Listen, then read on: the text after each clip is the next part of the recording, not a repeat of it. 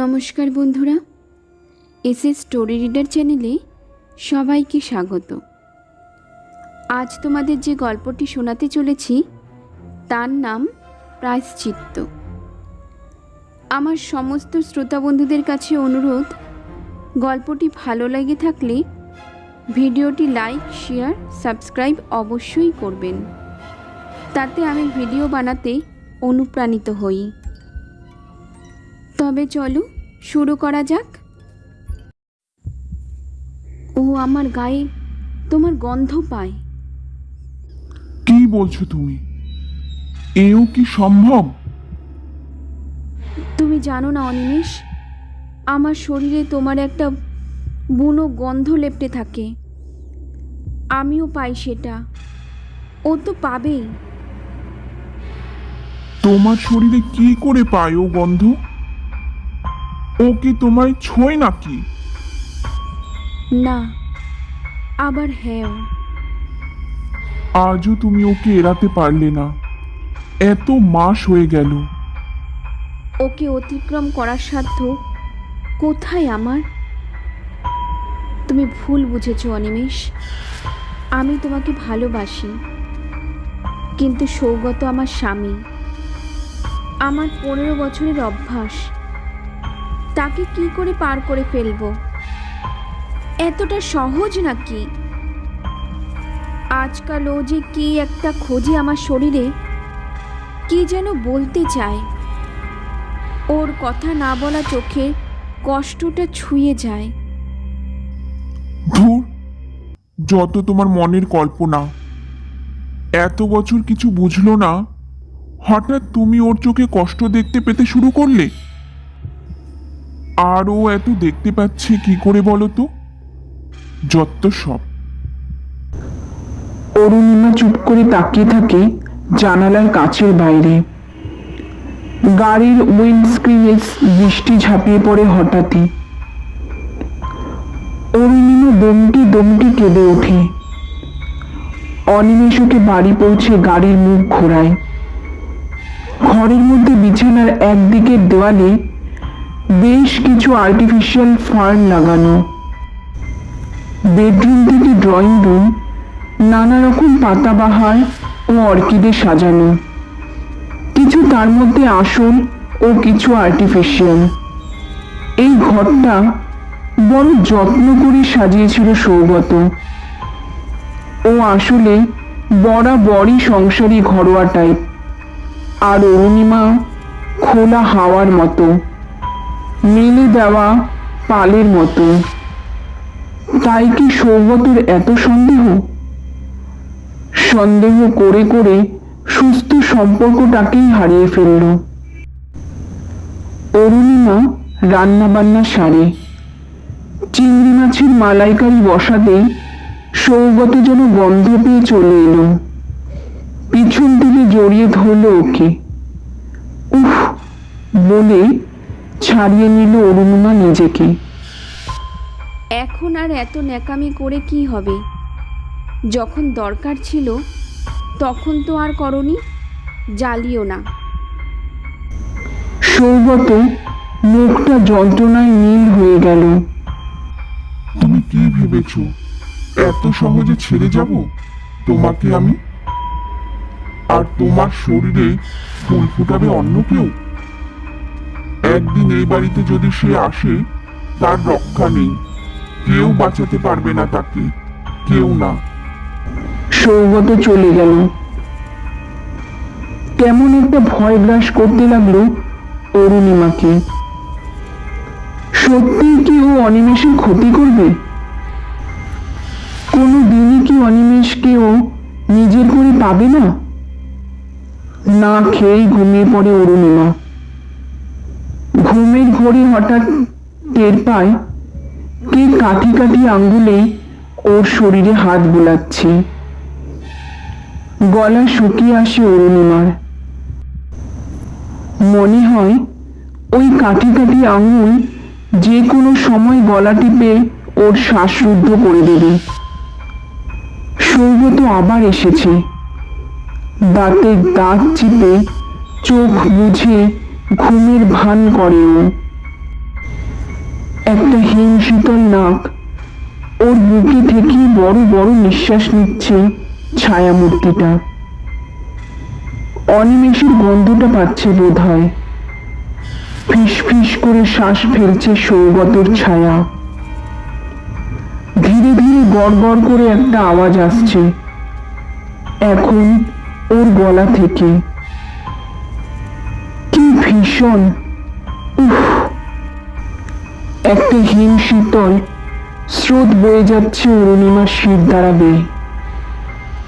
সৌগত আলতো করে ওর ঠোঁটে চুমু খেয়ে ঘর জুড়ে বিশ্রী শব্দে খিলখিল করে হেসে উঠল।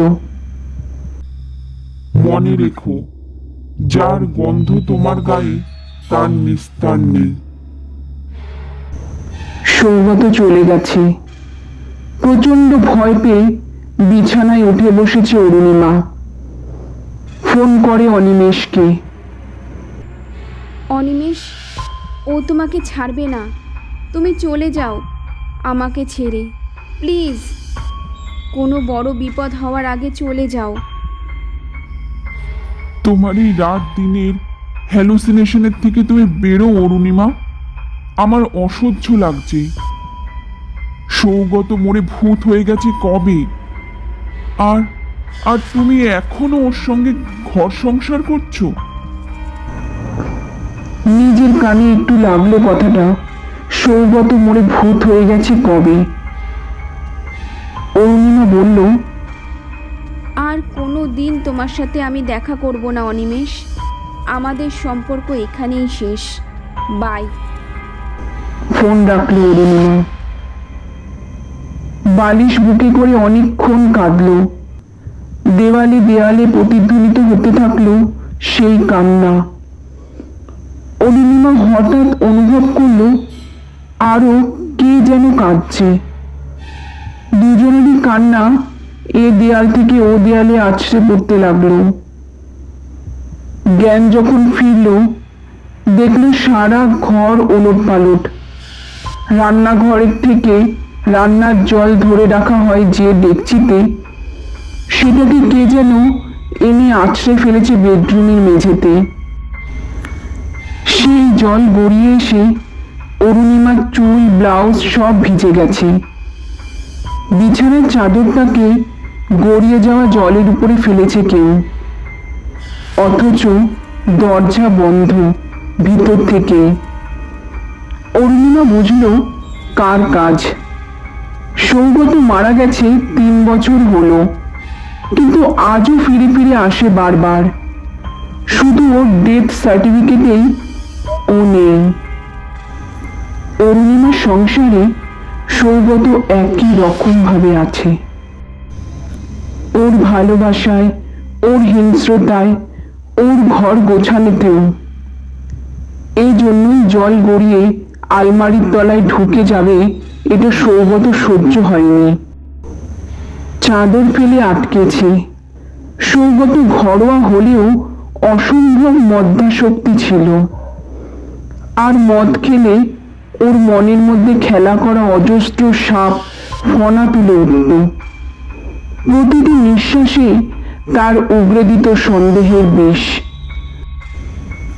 অকারণ সন্দেহ দুটো মানুষকে কত ভয়ঙ্কর জায়গায় নিয়ে যেতে পারে তা অরুণিমার দেখা। অথচ ভালোবাসত মানুষটা ওকে। কি খেতে ভালোবাসে, কোন রঙের শাড়িতে ওকে মানাবে, সব দিকে নজর রাখত।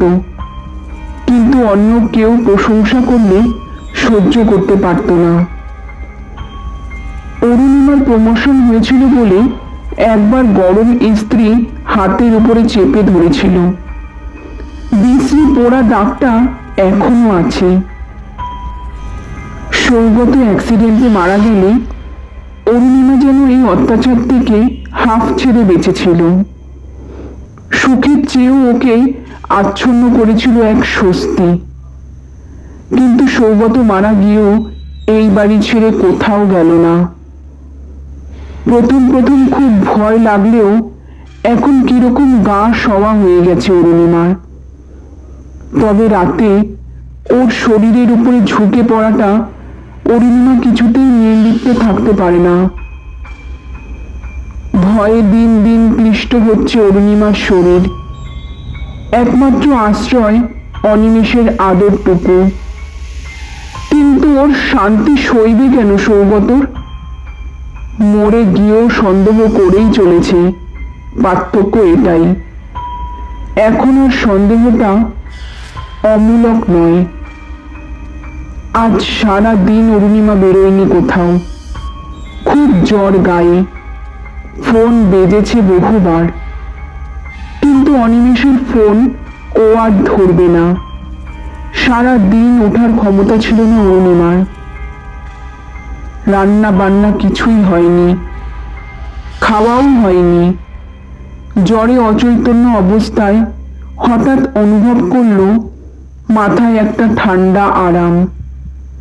কে যেন জলপট্টি দিচ্ছে ওকে।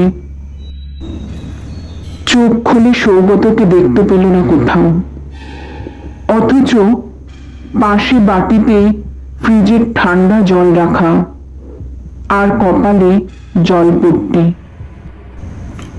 মাথার পাশে বেডসাইড টেবিলে এক গ্লাস দুধও রাখা। অরুণিমার চোখে জল চলে আসে, দুধ খায়।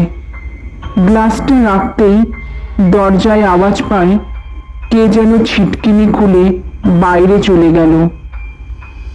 খোলা দরজাটা দিয়ে বাইরের বাগানের দিকে তাকিয়ে শীত শীত করতে থাকে। অরুণিমা কোনো মতে উঠে গিয়ে দরজা বন্ধ করে বাথরুমে যায়। তারপর এসে আবার ঘুমিয়ে পড়ে। ঘুম থেকে উঠে দেখে বিছানায় রাখা ল্যাপটপ স্ক্রিনে কে টাইপ করে রেখেছে। আমি জানি আমি তোমার সঙ্গে খুব অন্যায় করেছি, তাই তো যে আদর, যে পরিতৃপ্তি দিতে পারিনি, আজ দেওয়ার জন্য ফিরে ফিরে আসি। যে সংসারটা অসম্পূর্ণ থেকে গেল, সেটাকে ছেড়ে কিছুতেই যেতে পারি না। সেই সংসারটাকে পরিপূর্ণ করে দেখতে চাই বলে আসি, কিন্তু তোমার বুকে না বুঝে আমি শুধু অন্য গন্ধ পাই অরুণিমা। আমি কষ্ট পাই। আমার শরীর নেই, কষ্ট আছে, একই রকম, তোমাদেরই মতোই। তোমার তো অনেক কাজ আছে অরুণিমা। আমার এই বাড়ি আগলে পড়ে থাকা ছাড়া আর কোনো নিষ্কৃতি নেই। বেশ কিছুক্ষণ হতভম্ব হয়ে বসে থাকে অরুণিমা। বাথরুমে ঢুকে একেবারে স্নান সেরে ফেলে। দুধ কর্নফ্লেক্স খেতে বসে। হঠাৎই কলিং বেল বাজে। উঠে গিয়ে দরজা খুলতেই দেখে অনিমেষ দাঁড়িয়ে। অরুণিমা দরজা বন্ধ করে দিতে চায়। অনিমেষ জোর করে ঢুকে পড়ে ঘরে। তুমি চলে যাও। অনিমেষ দেয়ালে ঠেসে অরুণিমার যাবতীয় প্রতিরোধকে ভেঙে দখল নেয়। হোক আমার ক্ষতি, মেরে ফেলুক আমাকে সৌগত। তোমার বুকের উপরে শেষ হয়ে যাক আমার জীবন। আমি তোমাকে ছাড়া বাঁচবো না অরুণিমা। শেষ হলে তোমার কাছাকাছি থেকেই শেষ হোক। অরুণিমা বলে, তুমি কেন বুঝতে পারছো না অনিমেষ?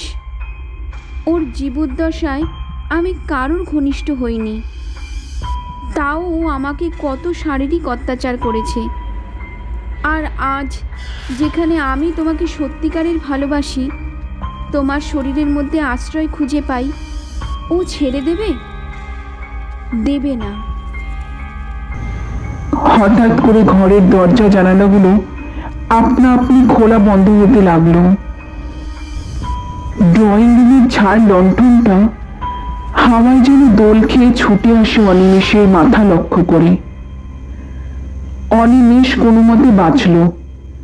হঠাৎ অনিমেষ দেখল ওর বাঁ কান থেকে রক্ত বেরোচ্ছে।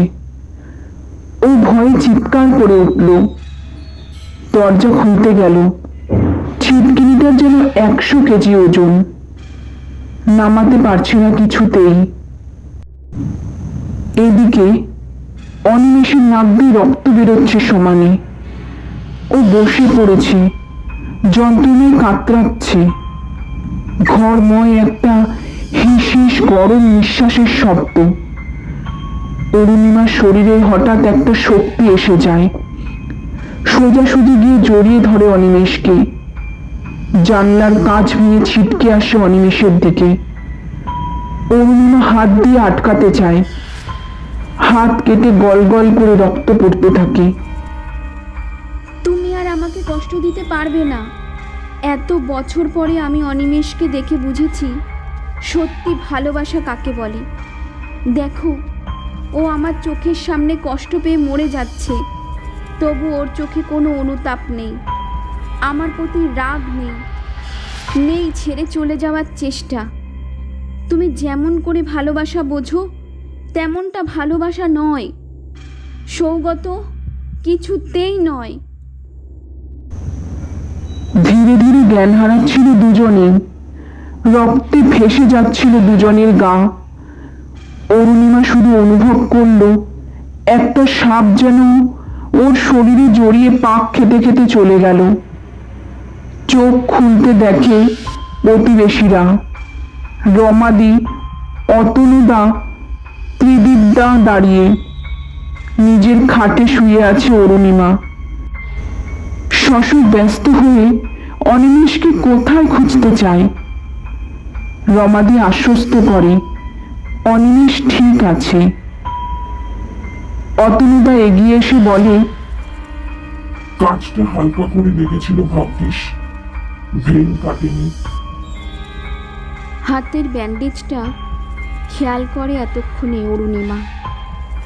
খুব ক্লান্ত লাগে ওর, শরীরের সব বলটুকুকে যেন শুষে নিয়েছে। আবার চোখ বুজে ফেলেও। একে একে সবাই চলে যায়। অনিমেষ পাশে এসে বসে, মাথায় হাত বুলাতে বুলাতে বলে, ও চলে গেছে অরুণিমা, আর ফিরবে না। যখন তুমি জ্ঞান হারিয়ে ফেললে আমি যেন দেখলাম একটা সাপ তোমাকে জড়িয়ে আস্তে আস্তে চলে গেল, আবার ফিরে এলো, তোমার পায়ে মুখ ঠেকিয়ে চলে গেল। আর প্রায় সঙ্গে সঙ্গে আমার কানের রক্ত পড়া থেমে গেল। আমি দৌড়ে গিয়ে দরজা খুললাম, ত্রিদীপদাদের ডাকলাম, ডাক্তার এলো। তখন থেকে এখনো বুঝিনি আর সৌগত উপস্থিতি। দুপুরে অনিমেষ খাইয়ে দিল অরুণিমাকে। দেখো অরুণিমা, কি লেখা। অরুণিমা দেখল দেয়ালে একটা অস্পষ্ট লেখা ফুটে উঠেছে, আমি চলে গেলাম, আর কোনো দিন তোমায় দেখতে পাবো না, এটাই আমার প্রায়শ্চিত্ত। পাশের ঘরে সৌগতর শখ করে কেনা ল্যাম্পশেডটা বিকট শব্দে ভেঙে গেল হঠাৎ।